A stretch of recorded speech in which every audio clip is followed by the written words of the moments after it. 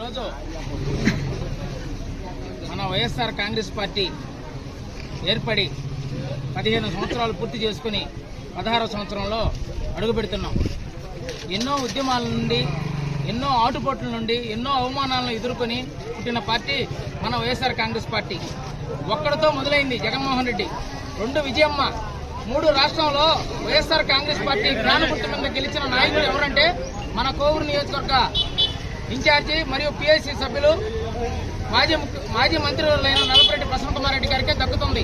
ఆయన ఆదేశాల మేరకు ఈరోజు విడలూరు మండల కన్వీనర్ నవీన్ రెడ్డి గారి సూచనల మేరకు మన మండలంలో అన్ని గ్రామాల్లో మన వైఎస్ఆర్ కాంగ్రెస్ పార్టీ ఆవిర్భావ దినోత్సవం జరుపుకోవడం జరిగింది.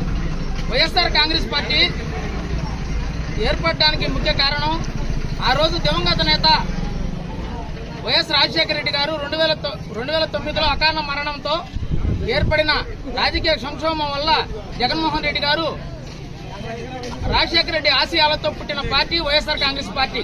ఆ దినము నుండి ఈ దినము వరకు పేద ప్రజల బడగైన వర్గాల వెన్నంటూ ఉండి రాష్ట్రంలో అనేక సంక్షేమ పథకాలు ఆనాడు రాజశేఖర రెడ్డి గారు అమలు చేస్తే 2009 నుంచి 2024 వరకు రాజశేఖర రెడ్డి గారు 1 అడుగు ముందుకేస్తే జగన్మోహన్ రెడ్డి గారు 2 అడుగులు ముందుకేసి యావత్ భారతదేశం కరోనాలతో కష్టాలతో అల్లాడుతున్నా కూడా ఆ రోజు కూడా మన ఆంధ్రప్రదేశ్ లో ఏ ఒక్క సంక్షేమ పథకం పేద ప్రజలకు అందించిన ఘనత మన జగన్మోహన్ రెడ్డి గారు దక్కుతుంది.